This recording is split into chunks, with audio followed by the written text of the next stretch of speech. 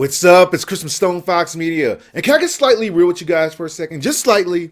First, I want to send out my prayers and my condolences out there to the people in Paris that were attacked over this weekend, and also to the people of Beirut who were also attacked. A lot of people don't know that Beirut was attacked in the same time frame, and that they had roughly the same amount of people injured, but no one's actually talking about it. So first, I have to acknowledge them.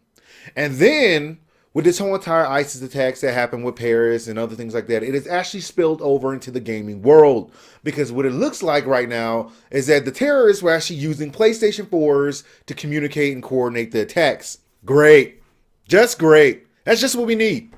More reasons for people to hate video games. Every time there's a school shooting, must be those damn video games. Every time someone gets an ingrown toenail, must be those damn video games. And now we get terrorism on there, so we can't have people buying terrorist stations and having them in their house. Thanks a lot, terrorists. Really appreciate it.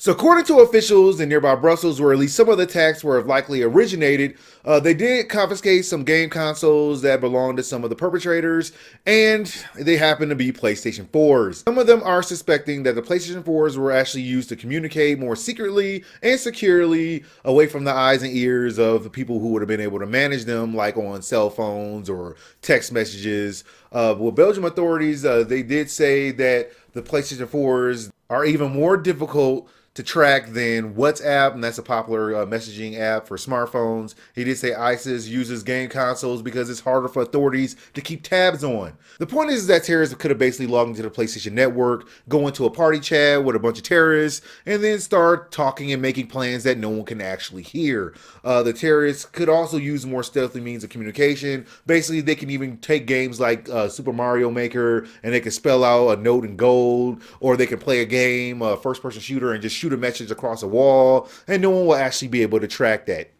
Now, I know what you're thinking. Even terrorists prefer PlayStation 4 to Xbox One. I don't know how they figured that out. I really don't. But this is not about that, because this situation has got so out of control that even Anonymous has decided that they're going to declare war on ISIS because of the whole entire Paris attacks. They did say that we're going to launch a bigger operation against you, expect many cyber attacks. War has been declared. Get ready. Without going into details of the attack, they did say that we do not forgive and we do not forget.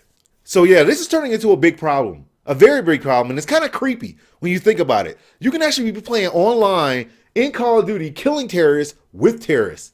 They're like, great job. Really like the way you sniped that terrorist.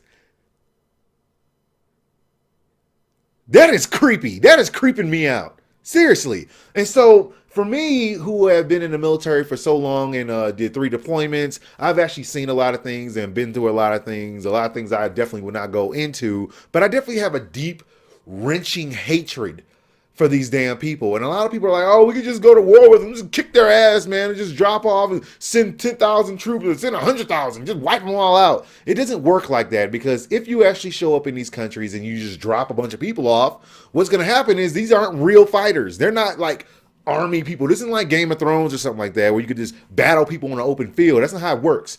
Okay, as soon as you get there and you drive to the town, you know what they're going to do? They're going to put on their clothes. And they're going to go right over there to the little market and be like, ooh, fish. And you will see them right there buying fish. That's what they're going to do. They're not even going to be ISIS anymore. There's going to be people buying fish. And I'm like, bitch, you are not a fish buyer. You don't even want that fish. You're a fucking terrorist, you fucking terrorist. Can't stand these fuckers, man. I'm sorry. Get a little emotionally invested when you start thinking of these people. Well, that's all news I got for you guys right now. Like, subscribe, follow me on Twitter or Facebook, as soon as my news becomes available. Thank you guys for watching, and I will holler at y'all later. Thank you guys for watching my whole entire episode. I really do appreciate it. Hit that like and subscribe button, and after that, go to my StonefoxMedia store. Get cool things like shirts, iPhone cases, you name it. Even got mugs. There's nothing in the